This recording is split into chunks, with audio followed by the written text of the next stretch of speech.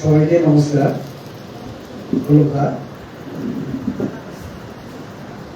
কৃষি বিজ্ঞান কেন্দ্রের দ্বারা আয়োজিত জল শক্তি অভিযান, যেটা হিন্দিতে শব্দটা, বাংলায় আমাদের অনুবাদ করা আছে জলশক্তি অভিযান। অভিযান আর অভিযান, এই যে লাইনটার অর্থ যদি আমরা একটু আলোচনা করি, তাহলে অনেকগুলি তার মধ্যে অর্থ লুকিয়ে আছে। জল, শক্তি আর একটা অভিযান। আমরা জলকে শক্তির সঙ্গে, এখানে জলকে শক্তি হিসেবে ব্যবহার করেছি।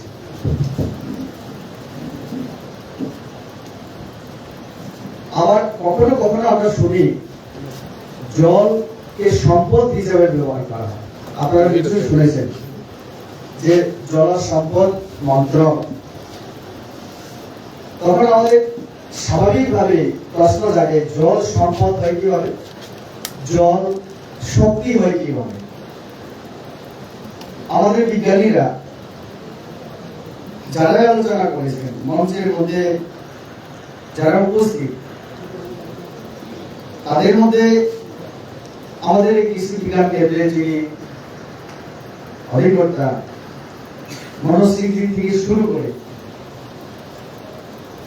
আমাদের যিনি শেষ আমার আগে যিনি আলোচনা করলেন, আমাদের অরবিন্দ বর্মা মহোদয়, আরো বাকি আছেন অনেকে, আমাদের দ্বিতীয় বাবু, ওনার সুযোগকারী, তো মঞ্চে যারা সম্মানিত আমাদের অতিথিরা, তারা অনেকে আলোচনা করেছেন। এবং আমাদের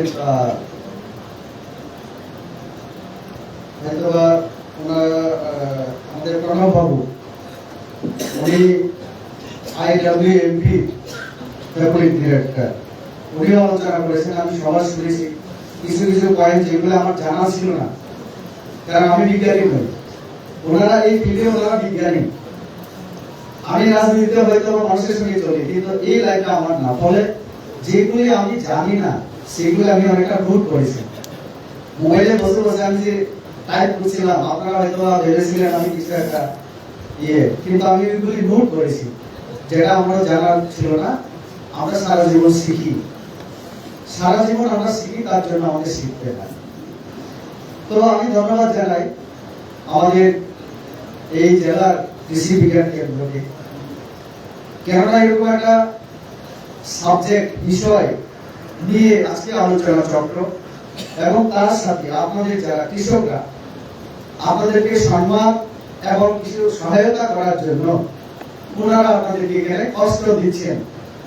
আমি সহ আপনাদেরকে আমরা কষ্ট দিচ্ছি। আপনাদেরকে এখানে ঘোষক যিনি ঘোষণা দিচ্ছিলেন, উনি বলেছিলেন কষ্ট করে এমপি সাহেব আমি এসছি, আমার জন্য কোনো কষ্ট না, কষ্ট হচ্ছে যারা কৃষক তাদের জন্য। কৃষকদেরকে আমাদের দেশের প্রধানমন্ত্রী অন্নদাতার নাম দিয়েছেন। আপনারা শুনেছেন আমাদের প্রাক্তন রাষ্ট্রপতি জয় জওয়ান জয় কিষাণ স্লোগান তুলেছিলেন। কৃষকদের জয়গান কেন গাওয়া হয়? তো আমরা তাহলে কৃষকদেরকে নিয়ে কেন এই জলশক্তি অভিযান নিয়ে আমরা আলোচনায় আজকে সময় আমাদের আমরা ব্যয় করছি?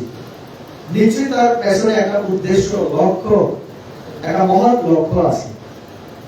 আপনারা জানেন যে আমাদের বিজ্ঞানীরা অনেকে আলোচনার সময় বলেছেন, পৃথিবীতে যে ভূমির পরিমাণ, মাটি ভূমি, তার চাইতে বেশিরভাগ জলের পরিমাণ বেশি।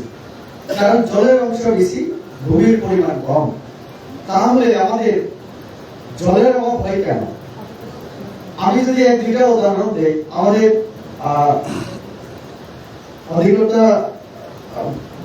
মহোদয় মনোজ, উনি বলেছেন যে আমি পুরো ইন্ডিয়া, ভারতবর্ষে অভিজ্ঞতা নিরিখে আমি আলোচনা করব। সবটা আমার সুযোগ নেই, কারণ সময়ের একটা নজর আমারও রাখতে হবে। আমি কয়েক মাস আগে আমি কাশ্মীর, লাদাখ, শ্রীনগর এইসব এলাকায় আমি গিয়েছিলাম। সেখানে গিয়ে আমার একটা বড় অভিজ্ঞতা হয়েছে।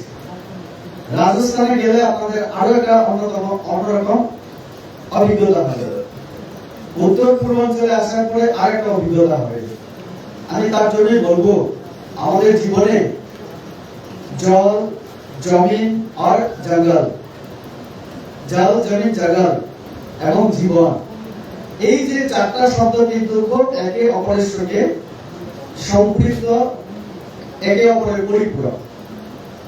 জল যদি না থাকে, জীবনই সেখানে থাকতে পারে না। আমাদের চাঁদে যারা অভিযান করতে চায়, চন্দ্রায়ন ইত্যাদি যে বিভিন্ন বিজ্ঞানীরা চেষ্টা করছে চাঁদের ইয়েতে গিয়ে মানুষ আছে কিনা, প্রাণী আছে কিনা, সেখানে জল আছে কিনা, এই যে বিজ্ঞানীরা যে আবিষ্কার করার চেষ্টা করছে এখন, মানে বাড়ি বাড়ি রকেটে করে যায়, কেন যায়? এই যে জল, তার যে প্রয়োজন, জল ছাড়া যে প্রাণী থাকে না, এইগুলিকে প্রমাণ করার জন্য তারা চেষ্টা করছে। তো যেখানে জল থাকে সেখানে প্রাণী থাকে। তো চাঁদের মধ্যে যদি জল থাকে, নিশ্চয়ই প্রাণী থাকে, তাহলে তারা থাকে সেখানে। তো এই জন্যই জলের সঙ্গে জীবনের সম্পর্ক, আমাদের জলের অপর নাম জীবন আমরা বলি। এবং কৃষকদের বিশেষ করে এই যে জল এবং কৃষকদের সম্পর্ক আরো বেশি মধুর, আরো বেশি করে যারা কৃষক আপনারা বুঝেন। আপনাদের জমিতে যখন কোনো কিছু ফসল করার পরে, চারা লাগানোর পরে যখন বৃষ্টি হয় না 3 মাস, তখন আপনাদের ঘুম হয় না। আপনার বাড়ির বাচ্চা যদি একটু অসুবিধা হয়, তার থেকে আপনারা বেশি চিন্তা করেন আমার জমিতে কিন্তু চারাগুলি মরে যাচ্ছে। জল যদি না আসে, তখন কিন্তু এগ্রি অফিসারদেরকে, যারা এই আমাদের যারা ইরিগেশন, বাংলায় যেটাকে বলি আমরা জলসেচ বিভাগ, তাদেরকে আপনারা অনেক সময় রাত দেখান, আরে আমার জমিতে জল নেই, কিন্তু ডিপার্টমেন্ট কোনো লক্ষ্যই রাখছে না। আমার জমিতে যে মেশিন আছে জল দেওয়ার জন্য, জল সেচ করার জন্য, সেটা ইরিগেশনের জন্য, কারোর কোনো লক্ষ্য নেই। আপনারা তখন বুঝেন জলের প্রয়োজন। এটা হচ্ছে একটা দিক, শুধু জমি চাষের জন্য। আর একটা দিক, যারা যেখানে জলের অভাব, সেখানে যারা থাকেন তারা জলের মূল্য বুঝেন। লে লাদাখ এমন একটা জায়গা, আমার সৌভাগ্য হয়েছে, এই সৌভাগ্য এলো আপনাদের কারণে। আপনারা যদি আমাকে এমপি হিসাবে না পাঠাতেন, তাহলে কাশ্মীর যাওয়া আমার হয়তো সুযোগ ছিল না। কারণ সাধারণ মানুষ হিসাবে এখন আপনারাও যেতে পারেন না। এমপি হিসাবে সরকারি প্রোগ্রামে নিয়ে যাওয়া হয়, আমাদের ভারত সরকার যে বিভিন্ন কমিটি, সেখানে আমাকেও রেখেছে। ফলে কাশ্মীরের মধ্যে কিভাবে কাজ হয়, সেই বিষয়গুলি দেখার জন্য আমরাও যাই, স্টাডি করে যাই।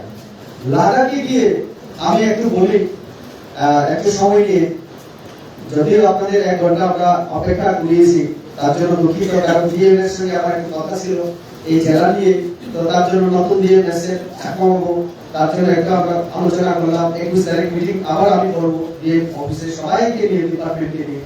তো এই জন্য আমার 10-15-20 মিনিট একটু সেখানে আমার 11টার সময় আমি কিন্তু খোয়াই অলরেডি ওনার সাথে আলোচনা করতে গিয়ে, আর এই রাস্তায় আসতে গিয়ে একটু সময়টা আমার হয়েছে, কারণ আরেকটা রাস্তায় আমরা তুলে দিয়েছিলাম। তো এইভাবে লাদাখে যাওয়ার পরে আমরা তো ত্রিপুরার আছে বন জঙ্গল দেখে আমরা অভ্যস্ত। বিমান থেকে নামার পরে আমি দেখলাম চারিদিকে, বিমান থেকেই দেখা যায় চারিদিকে কোথাও গাছপালা নেই। আরে কেমন জায়গায় আমি এলাম, পাথর, পাহাড়, পর্বত, পাহাড় নয় পর্বত আর পাথর। তো সেখান থেকে নামার পরে ঠান্ডা তো আমি অনুভব করলাম, সেখানে ঠান্ডা, মানে গরম দিনও একটু ঠান্ডা থাকে কাশ্মীরে, লাদাখে। তারপরে যখন বাইরে গেলাম বিমান থেকে, আমার শ্বাস কষ্ট হতে শুরু করলো। কেমন জানি মনে হলো আমার শ্বাস নিতে কষ্ট হচ্ছে। আমি ওইখানে আর্মিরা আমাকে রিসিভ করলো, কারণ সেখানে সব আর্মি দিয়ে হয়, পুলিশের ভূমিকা খুব কম, সম্পূর্ণ আর্মিরা কন্ট্রোল করে যা কিছু করে।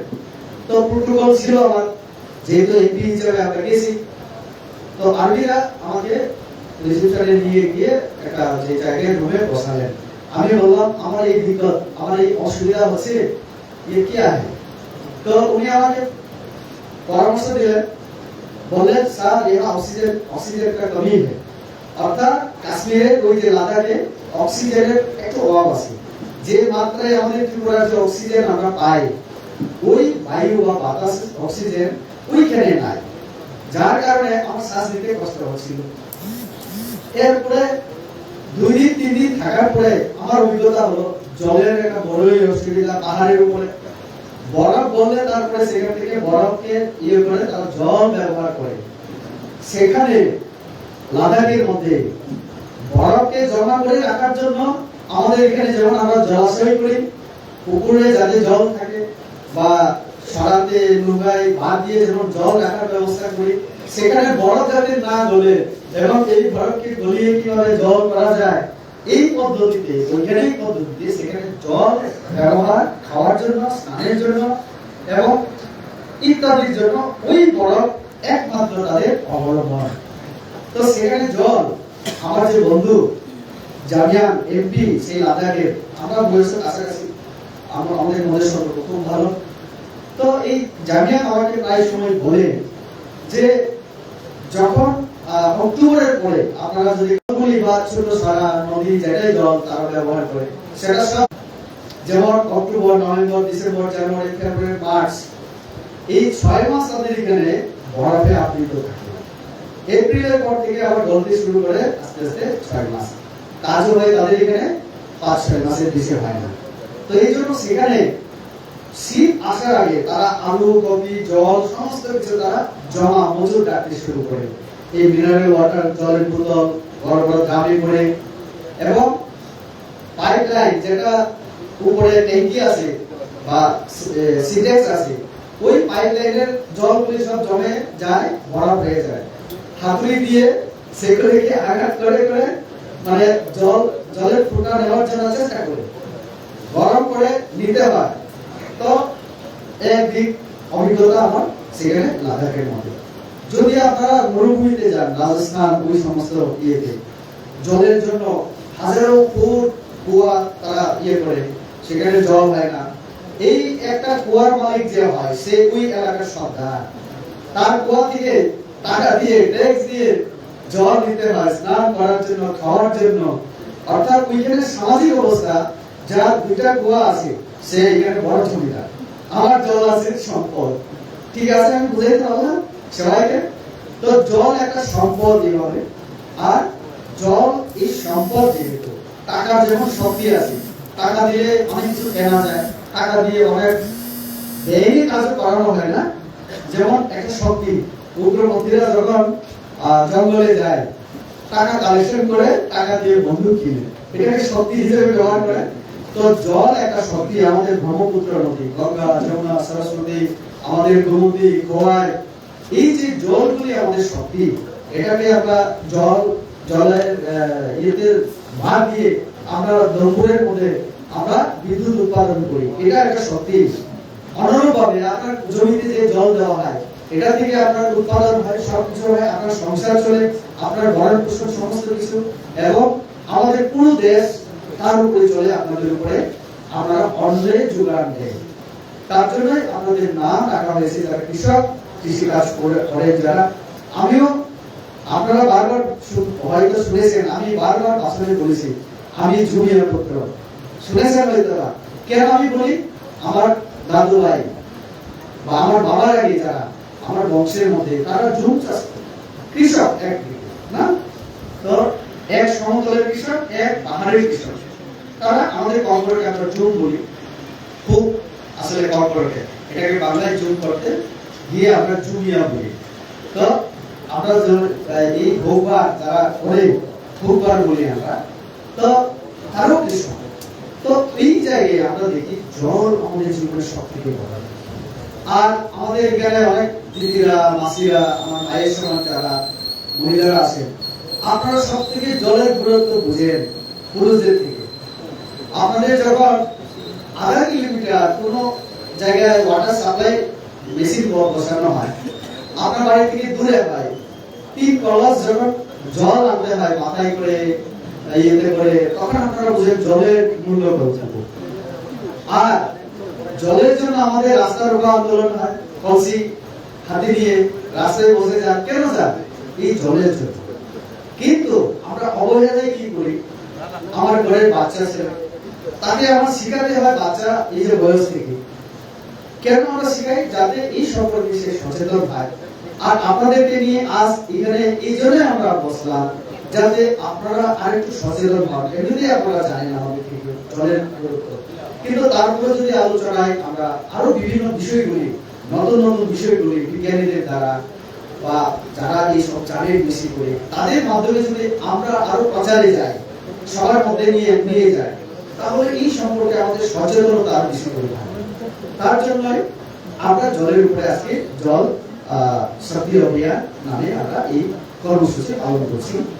মহিলাদের উদ্দেশ্যে আমার দুটা কথা বলা, এই যে জলের জন্য রাস্তার উপর, এটাকে সমাধানের জন্য সরকার চেষ্টা করছে, কিন্তু ভারত সরকার, ত্রিপুরা সরকার, আপনারা জানেন জল জীবন মিশনে আমরা প্রত্যেক গ্রামে, প্রত্যেক পঞ্চায়েতে, প্রত্যেক ভিসিতে আমরা জল জীবন মিশন নাম দিয়ে অটল জলধারা মিশন, যেটা অটল বিহারী বাজপেয়ী মাননীয় আমাদের প্রাক্তন প্রধানমন্ত্রীর নামে পুরো দেশের মানুষকে জল কিভাবে দেওয়া যায়, প্রত্যেক বাড়িতে জল কানেকশন দেওয়ার জন্য কি করতে হয়, পাইপলাইন দিতে হয়। তো তার জন্য প্রত্যেক বাড়িতে নল যাতে যায় এবং এই নলের মধ্যে জল যাতে পাওয়া যায় রান্নার জন্য, খাওয়ার জন্য। এটা সরকারের একটা লক্ষ্য। 2022-23 এর মধ্যে ত্রিপুরা রাজ্যের মানুষকে আমরা প্রত্যেক বাড়িতে যেন বিশুদ্ধ পানীয় জল পায় সেই ব্যবস্থা সরকারের চলছে। কিন্তু সেখানে আপনাদের সহযোগিতা আমাদের দরকার। আমরা জলের পাইপলাইন দিলাম, ট্যাপ বসিয়ে দিলাম, জল আসতে শুরু করলো, এবারে এই জলের যদি অপচয় হয়, পাইপটা আমরা আমার 2 কলস লাগিয়ে জল নিয়ে যাওয়ার পরে আমি পাইপটা খুলে ছেড়ে চলে গেলাম, আধা ঘন্টা পর্যন্ত 30 মিনিট পর্যন্ত গ্রামের কোনো মহিলা গেল না, জলটা কিন্তু নষ্ট হচ্ছে, পাইপ দিয়ে জলটা বেরিয়ে যাচ্ছে, যেটা বিশুদ্ধ পানীয় জল বলে আমরা ডিপার্টমেন্ট আমাদের DWS এটাকে মানে নদীর জলকে, কুয়ার জলকে মেশিনের মাধ্যমে সেটাকে কি বলে পিউরিফাই করে বিশুদ্ধ করে বাড়ি বাড়ি সেটা সরবরাহ করার জন্য সেখানে খরচা হয়, টাকার প্রয়োজন। এই টাকা আমাদের জনগণেরই ট্যাক্সে, সরকারি টাকা মানে জনগণের টাকা, সেটাকে আমরা আবার নষ্ট যখন করি, কার ক্ষতি হয়, জনগণের টাকার অপচয় হয়, আমাদেরই সরকারের মানে আমার রাজ্যের দেশের ক্ষতি হয়। তো তার জন্য এই সম্পর্কেও যাতে সচেতন হয়, জল সংরক্ষণ যে বলি আমরা, এটা একটা দিক, যাতে যে জল আমরা পাচ্ছি সেটা যেন সংরক্ষণ, আমার যতটুকু দরকার সেইটুকুই আমরা ব্যবহার করা। বাড়ি করে ট্যাপ আমরা বাচ্চারা অনেক সময় বলি বাচ্চাদেরকে, যাও বাবা তুমি হাত ধুয়ে এসো, কিন্তু আমার ক্লাস 3-তে পড়ে আমি দেখি আমার ছেলে, ও যখন স্কুল থেকে আসে গরম হয়ে যায়, কারণ বাচ্চারা এখন দৌড়াদৌড়ি করবে মাঠের মধ্যে। ক্লাস 3 তো আপনারা জানেন 6 বছর, আর 3 বছর যোগ করলে 9 বছর, ভীষণ দুষ্ট আমার ছেলে। তো অনেক সময় আমরা দেখি, যাও তুমি একটা হাত দিয়ে আসো, সে হ্যান্ড ওয়াশ বা সাবান দিয়ে যখন করবে, ফেনা যখন বেরোবে তার মধ্যে সে একটা ফু দিতে শুরু করবে, জলটা কিন্তু ছেড়ে রেখে সে খেলবে। হ্যাঁ, তো এইগুলি খেলতে থেকে জল কিন্তু পড়তে থাকে। তো আমরা কয়েকদিন দেখার পরে আমরা কি করলাম, তাকে এখান থেকে শেখাতে হবে। তো আমার ছেলে এখন এরকম অনেক চেষ্টা করে, এখন আস্তে আস্তে এইগুলি সে এখন বলে, উল্টো তার বড় বোন, আমার মেয়ে এবং একটা ছেলে, তার বড় বোনকে বলে, আরে দিদি তোমার এটা খোলা, তুমি ট্যাপটা বন্ধ করো আগে। বিদ্যুৎ, আমরা বিদ্যুৎ দিনের বেলায় অনেক গ্রামে আমি দেখি, হ্যাঁ, আমার সরকার, আমাদের সরকার ফ্রি মানে বিদ্যুতের সংযোগ কানেকশন দেয় জনজাতি এলাকায় সব থেকে বেশি আমি দেখি। আর গ্রাম বিদ্যুতের লাইন যখন কাটা হয় তখন রাস্তার উপর আন্দোলন করে, এমপি কে ভোট করে, হ্যাঁ তোমার আমি তো আমরা তোমাকে ভোট দিয়েছি, আমার গ্রামে কেন কারেন্ট নেই? যখন আমি খোঁজ খবর নেই কত হাজার জমলো, আপনি কত দিলেন, বললো না আমরা তো গত 7 মাস যাবত আমরা বিদ্যুতের বিল দেইনি, কারণ সরকার বলেনি আমাদেরকে এমন দিতে হবে, বলেছিল ফ্রি। এটা আগের সরকারের সময় একটা ধারণা ছিল যে বিদ্যুৎ ফ্রি মানে কানেকশন ফ্রি না, শুধু সবকিছু ফ্রি। তো হাজারো তার মানে ইউনিট সে জমা করে রাখলো, টাকা দিল না, পুরো গ্রাম কেটে দেওয়া হয়। তো এখন এইগুলি আমাদের সচেতনতা হওয়ার সময়, কারণ বিদ্যুৎ হোক, জল হোক, প্রতিটি জিনিস এটা শক্তি, এটা সম্পদ আমাদের। তার জন্য জলের এই সংরক্ষণটা যাতে অপচয় না হয় সেটার জন্য আমাদের চিন্তাধারা করা। আরেকটা দেখুন, যে জলটা আছে সেটা যাতে দূষিত না হয়। দূষণ হলেই তো আমরা সেটা পান করতে পারবো না, ব্যবহার করতে পারবো না। পান করা একটা, স্নানের জন্য ব্যবহার, কাপড় ধোয়ার জন্য একটা ব্যবহার। তো অনেক ধরনের ব্যবহার আমাদের হয়। আমি দিল্লিতে দেখেছি, যেহেতু আপনাদের আশীর্বাদ নিয়ে আমি দিল্লিতে থাকি এখন 3 বছর হয়ে গেল। আমার যে কোয়ার্টারে জল দেওয়া হয়, এমপি কোয়ার্টার মানে বিএপি বলা হয় আমাদের সমাজে। আসলে তো আমাদের নরেন্দ্র মোদীজি বলেছেন আমরা বিএপি হই, আমি প্রধানমন্ত্রী হলেও আমি দেশের সেবক তিনি বলেন।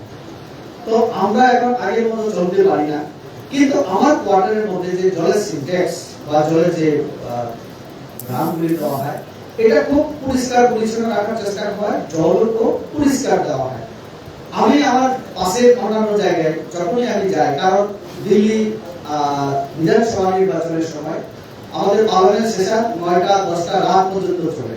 তারপরে মাননীয় প্রধানমন্ত্রী একদিন আমাদের সবাইকে বললেন আপনারা পার্টির জন্য 2 ঘন্টা পার্টিকে একটু সময় দিন অতিরিক্ত। তো রাত 10টা থেকে বেরিয়ে যেতাম আমরা, রাত 12টা পর্যন্ত কাজে যেতাম, পার্টির কাজে। এরকম মহাবীর এনক্লেভ, যেখানে বাঙালি, আসামিস এবং আমাদের বিভিন্ন সম্প্রদায়, পাঞ্জাব, হরিয়ানা, এরকম একটা বস্তিতে আমার প্রথম যাওয়ার সুযোগ হয়। তো সেখানে গিয়ে নানান সমস্যার কথা যখন আমি নোট করতে শুরু করলাম, তার মধ্যে একটা জিনিস বেরিয়ে এলো, জল। বিরাট সমস্যা দিল্লিতে। এই জন্য আমাদের বর্তমান মুখ্যমন্ত্রী যিনি আপনি যে সংক্ষেপে বলি আম আদমি পার্টি, তার যিনি মুখিয়া এবং মুখ্যমন্ত্রী, তিনি বারবার একটা জিনিস বলেন, পানি বিজলি মুখ দেয়নি, মানে ফ্রি দেব। এইটা রাজনীতি হচ্ছে দিল্লিতে। তো আমি মানুষের সঙ্গে যখন কথা বলে আমি বললাম দিল্লির মতো জায়গায় এখনো জল এবং বিদ্যুৎ নিয়ে রাজনীতি হয়, এটা তো ঠিক না। আপনারা তো তার উপরে গিয়ে আরো মানে আগে গিয়ে আপনাদের চিন্তা করা দরকার। কারণ জল নিয়ে, বিদ্যুৎ নিয়ে, এটা তো আমার ত্রিপুরার মতো একটা ছোট্ট পাহাড়ি রাজ্যে হওয়ার কথা। দিল্লির মতো জায়গা যেখানে ক্রোড়পতি, লাখপতি মানুষ বসবাস করে, কোটি কোটি ইনকাম করে, তাদের আবার কেন জল বিনামূল্যে দরকার? তখন আমি বুঝলাম জলের প্রয়োজনীয়তা আসলে সেখানে কেমন এবং কি সমস্যা তাদের। এই জন্য দিল্লির মানুষ জল ফ্রি দেব বলে সেই সরকারকেও দিয়ে দেয়, ভোট দান করে। অর্থাৎ এই উদাহরণ যে আমি দিলাম, এতে আপনারা বুঝে নিন ত্রিপুরাতে এই ইস্যু আসবে না। আপনারা গ্যারান্টি দিয়ে বলতে পারবেন? পারবেন না। হয়তো আমরা তো যেহেতু রাজনীতি করে কোনো সময় বলবো আমাদেরকে ভোট দিন, আমরা জল ফ্রি দেবো। এখনো ফ্রি দিচ্ছি আমরা। আমাদের সরকার আশা করে, রাজ্য সরকার, আমরা প্রতিটি বাড়িতে জলের যে সংযোগ দেওয়ার জন্য আমাদের DWS তো নেই আজকে এখানে। সংযোগ দেওয়ার জন্য আগে কত দিতে হতো? গ্রামীণ এলাকায় হয়তো 500, 700, 1000 আমি যদি বর্ণনা করি। এবং আগরতলায় আমি দেখেছি 1500, 2000 এটা পরিমাণ অনুসারে রাস্তা থেকে দৌড় একটু এমন করতে হবে, তাহলে অনেক হাজার টাকা দিতে হতো, যেটা আগরতলায় BPL কোনো কার্ড হোল্ডার কোনো ব্যক্তির পক্ষে দেওয়া সম্ভব ছিল না। কিন্তু আমাদের সরকার আসার পরে এগুলো আমরা এখন ফ্রি করে দিচ্ছি। কিন্তু এই যে ফ্রি হতে হতে একটা সময় আগরতলা মিউনিসিপাল, যে এখন তো কর্পোরেশন হয়ে গেছে, ওই যে মেয়র ভদ্রলোক, উনি ভদ্রলোক, আমি বলবো ভদ্রলোক, ঠিক ভদ্রলোক, ওনার পক্ষে সম্ভব হবে না বেশি দিন আরো মুখ যেটা ফ্রি করে রাখা। কারণ এই যে জল বিশুদ্ধ করতে গেলে নদীর জল শুকিয়ে যাচ্ছে দিন দিন, হাওড়া নদীর জল শুকিয়ে যাচ্ছে, উপরে ড্যাম করে বাদ দিয়ে কি করে ইয়ে করার আমাদের চিন্তাধারা করতে হচ্ছে এখন। তার জন্য আগরতলায় জলের ভীষণ ক্রাইসিস। তো তার জন্য আমাদের ভারত সরকার, মাননীয় প্রধানমন্ত্রী একটা দিশা আমাদেরকে দিয়েছেন, একটা লক্ষ্য, একটা রাস্তা, সেটা হচ্ছে অমৃত সরোবর করার জন্য তিনি বলেছেন। আমাদেরকে নিয়ে প্রত্যেক মঙ্গলবারে, বিশেষ করে আমি যে পার্টিতে কাজ করি, আমাদের পার্লামেন্টারি কমিটির বৈঠক হয়। 303 জন এমপি শুধু লোকসভা, 101 জন রাজ্যসভা, আমরা 403 এবং 1 কত 4, 404 জন এমপি আমরা ওনার সঙ্গে বৈঠকে বসি। তখন মাননীয় প্রধানমন্ত্রী দেশের ছোট ছোট সমস্যাগুলি নিয়ে আমাদের সঙ্গে আলোচনা, তার মধ্যে অমৃত সরোবর করার কথা বলেন। একটু আগে আমাদের সায়েন্টিস্টরা বলেছেন কেন এই জিনিসটা দরকার, জল সংরক্ষণের জন্য। আমাদের ত্রিপুরা রাজ্যে আপনারা দেখবেন দিল্লি, মুম্বাই যেখানে যাবেন, তারা একটা কথা বলবে, নর্থ ইস্ট में इतना बारिश होते हैं ना, ये पानी भी अगर हम लोग মানে সংরক্ষণ করি, প্রিজার্ভ আমরা যদি করি, রক্ষা করি, তাহলে নর্থ ইস্ট কোনোদিন জলের অভাব হবে না। কিন্তু আমরা করি সেটা করি না। ত্রিপুরা রাজ্যে তো আমরা দেখি না। কিন্তু আমাদের মিজোরামে বা অন্যান্য ইয়েতে কোথাও কোথাও এটা এখন শুরু হয়ে গেছে। এই জলকে কিভাবে সংরক্ষণ করা যায়, DWS এর যারা কর্মীরা এখন এই যে জল জীবন মিশনে কাজ করছে, এরকম আমার পূর্ব ত্রিপুরায় অনেক জায়গায় এমন আছে। জম্পুই হিলে আমি যখন ক্যান্ডিডেট প্রার্থী হয়ে গেলাম, জম্পুই হিলের মানুষের ডিমান্ড যদি আপনারা শুনেন, দাবি, আপনারা অবাক হয়ে যাবেন। আমার কাছে এইমস দাবি করেছিল জম্পুই হিলে, আমার কাছে রূপে দাবি করেছিল কাঞ্চনপুর থেকে প্রায় 13-14 কিলোমিটার বাংমুনে, এবং সেখানে বলেছিল বাংমুন ভিলেজে এমন করে জলের ব্যবস্থা করতে হবে, যেটা আমি পরবর্তীকালে ভিডিও অন্যান্য ডিপার্টমেন্টের আধিকারিকদের সঙ্গে আলোচনা করে দেখলাম সেখানে জল দেওয়াই অনেক কঠিন ব্যাপার ছিল। ইনোভেটিভ ওয়েতে আমরা একটু অন্য ধরনের কৌশল অবলম্বন করে সেখানে জলের ব্যবস্থা আমাদের করতে হয়। তো ওইখানে কি হয়, এখন বৃষ্টি যে হয়, এই বৃষ্টির জলকে ধরে রাখা, এটা খাওয়ার জন্য নাও হতে পারে, এটা স্নানের জন্য নাও হতে পারে, কিন্তু কৃষির জন্য ব্যবহার হয়। কিন্তু গরু ছাগলকে দেওয়ার জন্য আমাদের কৃষক তো মানে গরু ছাগল যারা পালন করে তারাও তো কৃষক না, মাছের জন্য এখন আমাদের ফিশারি ডিপার্টমেন্টের জন্য আছে, উনি আছে ত্রিপুরা বাবু না, উনি আছে। তো ফিশারি এখানে মডেল দেওয়া আছে, আপনারা দেখবেন আমাদের এই কৃষি বিজ্ঞান কেন্দ্র, ওনারা এখানে মাছের দিয়ে একটা মডেল তারা দেখিয়েছে কিভাবে একটা পুকুরে মাছের চাষ হচ্ছে, তার পাশে একটা পোল্ট্রি ফার্ম, তার পাশে একটা শুকরের ফার্ম, আরো বিভিন্ন মধু চাষের, মৌমাছি পালনের, এরকম আরো বিভিন্ন চারা, এটা মডেল আমাদের কিভাবে আমরা করতে পারি। তো সেখানে এখন বৃষ্টির জল সংরক্ষণ করে আমি দিল্লিতে দেখেছি, মানে 5 তল বাড়ি, ছাদের মধ্যে একটা পুকুরের মতো ট্যাঙ্কি করে সেখানে মাছ মানে চাষ করা হয় এখন। তো দিল্লিতে তো জমির অভাব, মানে 10 তলের উপরে কেউ কিনে সেখানে আর 1 তল করে দেবে, ফ্ল্যাট কিনে নেওয়া মানে কি এইগুলি। তো সেখানে মাটি পাবে তো ভূমি করে আমাদের এখানকার যেভাবে আমরা 10 কানি 12 কানির মালিক, সেখানে দিল্লিতে যদি 1 কানির মালিক হয় তাহলে সে কত কোটি টাকার মালিক আমরা চিন্তা করতে পারবো না। তো সেখানে এমন নেই, তো কৃষকরা কোথায় মাছ চাষ করবে? আমি দিল্লিতে সবসময় মাছ খাই, কারণ ত্রিপুরাতে আমি তাও ধর্মুর জলাশয়ের এলাকার মানুষ, আমি গন্ডাছড়ার মানুষ। ছোটকালে আমি বাবা যখন বলতো এই মাছ খুব সুস্বাদু, খেয়ে দেখ, আমি বলতাম না এই মাছ আমরা কাটা বেশি। এখন বড় হয়ে বুঝি বাবা যে মাছের কথা বলতো, এখন আমি বুঝি মাছের গুণ। তো দিল্লিতে খেয়ে মাছের আমার স্বাদ হয় না। আমি জিজ্ঞেস করলাম আমার যারা কাজ করে, এই মাছ কেন স্বাদ না? বলে স্যার এটা তো এইভাবে চাষ হয়, তো কেন স্বাদ হবে? তো আমি মাছ খাওয়াই ছেড়ে দিলাম দিল্লিতে। তো এই যে এইগুলি আমাদের এখন জমি মিলে জলকে, বৃষ্টির জলকে সংরক্ষণ করে সেখানে মাছ চাষ করতে হচ্ছে, সেই জল দিয়ে আমার কৃষি কাজে ব্যবহার করতে হচ্ছে। ফুলের মধ্যে জল দেওয়ার জন্য তো দরকার, পশু পাখিকে খাওয়ার জন্য তো জলের দরকার, সেটা ওই জল দিয়ে হচ্ছে। তো এই জল সংরক্ষণ আমাদের আজকের যে মূল বিষয়টা, আমি হয়তো বেশি কথা বলছি, উদাহরণ 1-2টা দিলে আমরা বুঝতে পারি, তো অনেক উদাহরণ আমার দেওয়ার দরকার নেই। তো কাজেই এখানে বিজ্ঞানীরা আছেন, আমাদের আমেরিকার মতো দেশ আজকে বলছে ভারতবর্ষের মধ্যে যে ভাবে ধানের চাষ হয়, এটা জলের পরিমাণকে, জলের লেভেলকে কমিয়ে দিচ্ছে, কারণ ধান উৎপাদনের জন্য বেশি জলের দরকার হয়। তো আজকে পৃথিবীতে এমনও চিন্তা ভাবনা হচ্ছে যে কোন ফসল করলে জল কম লাগে, যাতে জলের অভাব না হয়। আমি লক্ষ্যদ্বীপে একটা শেষ উদাহরণ দিয়ে আমি রাজস্থানের কথা বললাম আপনাদেরকে, লাদাখের কথা বললাম। এবারে কিছুদিন আগে 3 মাস আগের কথা, আমি কেরালা, কর্ণাটক, লক্ষ্যদ্বীপ, এটাকে লাক্ষাদ্বীপ বলি আমরা বাংলায়। লক্ষ্যদ্বীপ বলে আপনারা একটু হয়তো শুনতে কেমন লাগে, লক্ষদ্বীপ বলি আমরা। এটা একটা দ্বীপ, সমুদ্রের মাঝখানে একটা দ্বীপ।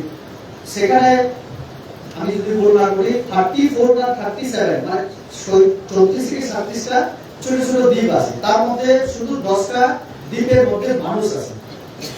এরকম একটা আগাথা এয়ারপোর্ট, এরকমই বড় না, সেখানে এয়ারপোর্টের মধ্যে যখন ল্যান্ডিং হলো আমাদের ফ্লাইট, বিমানটা ছোট দ্বীপে একটাই ফ্লাইট যায়, তো চারিদিকে জল আর জল, সমুদ্র আমি বই পেয়ে গেল, কারণ পাহাড়ের মানুষ আমরা না। তো সেখানে গিয়ে আমি বললাম আরে সাগরের উপর দিয়ে বিমান যাচ্ছে, কি ভয়ানক। একদিকে একটা নীলাম জলের, আর কোথাও কোথাও একটু স্বর্ণ রঙের, কারণ যেগুলো উপকূলের কাছে, বালুর জন্য আরেকটা জায়গায় সাদাও দেখা যায়, 3 কালারের।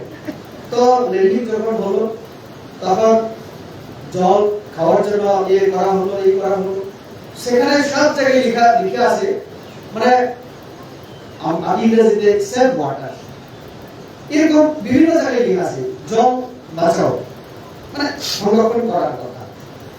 আমার আস্তে আস্তে ইয়ে মানে মানে মনের মধ্যে এলো, কারণ আমি জানি সাগরের জল ব্যবহার করা যায়। আচ্ছা, তো যে লক হাট, ওইখানে কাঠের তৈরি একটা ঘরের মধ্যে আমাদেরকে রাখা হলো। আমরা প্রায় 27 জন এমপি একসাথে দেখতে গিয়েছিলাম একটা স্টাডি ট্যুর, কিভাবে কাজ হচ্ছে সেখানকার আদিবাসীদের জন্য, অন্যান্য সম্প্রদায়ের জন্য, এইগুলি দেখতে আমরা গিয়েছিলাম, কেন্দ্রীয় স্কিম, রাজ্য স্কিম। তো যে হোটেলে মানে লক হাটের মধ্যে রাখা হলো, স্নানের জন্য আমি গেলাম। আমি তো ভুলে গিয়েছিলাম সেখানে সাগর, সেখানে যে ট্যাপ মানে সাওয়ার যেটা বা যে ব্যবস্থা, বালতির মধ্যে জল মগে করে মাথায় ডাললাম, আর সাবান এবং শ্যাম্পু যখন লাগালাম ফেনাই বেরোচ্ছে না, ফেনা আর হয় না।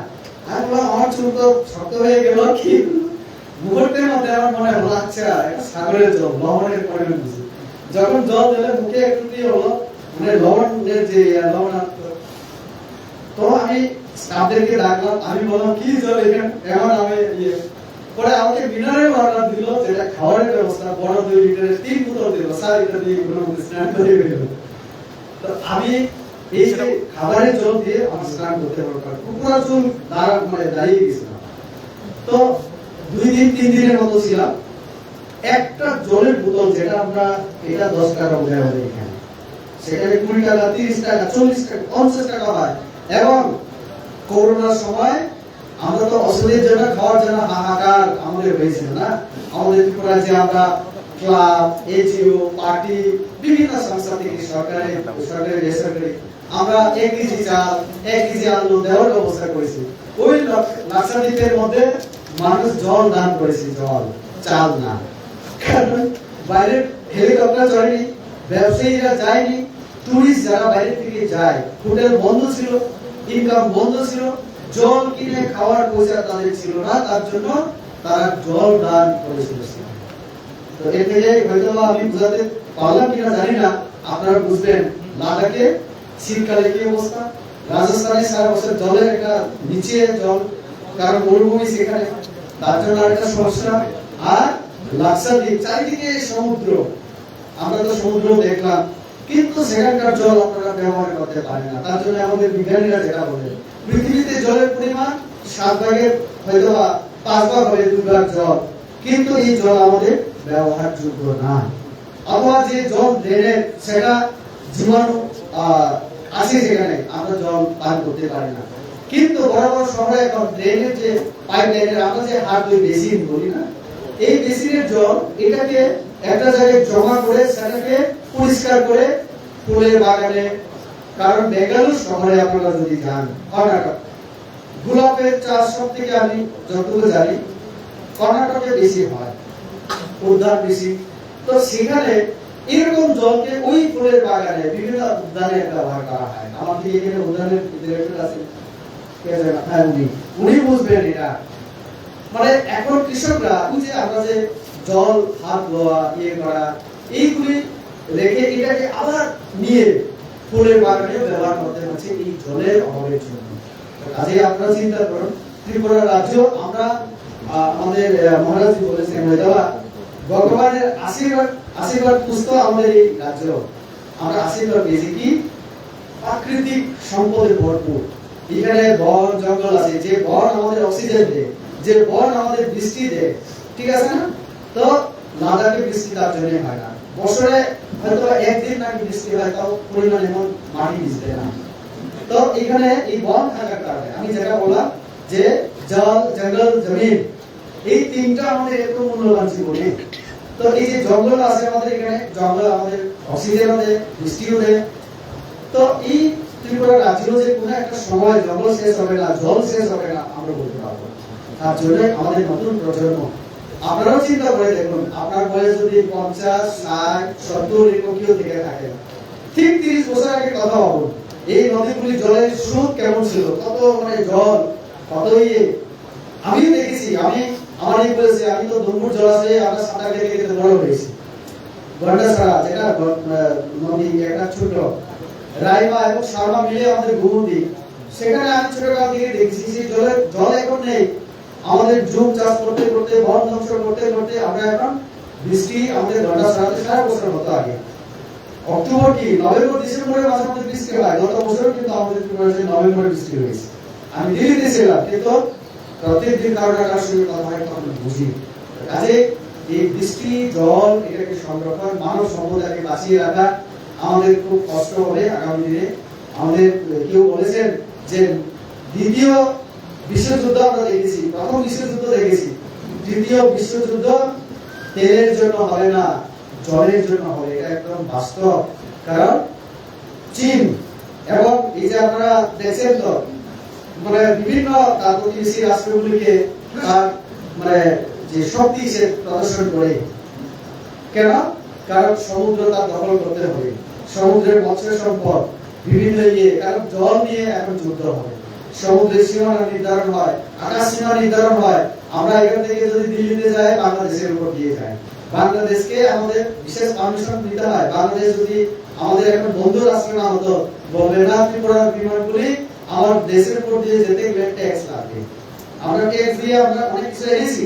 ত্রিপুরা যে বিদ্যুৎ যে উৎপাদন পালাটা তাদেরকে অনেক কিছু আমরা দিয়ে তাদের বাংলাদেশে অনেক নদীতে আমরা ব্রিজ করে দিলাম, অনেক রাস্তা করে দিচ্ছি।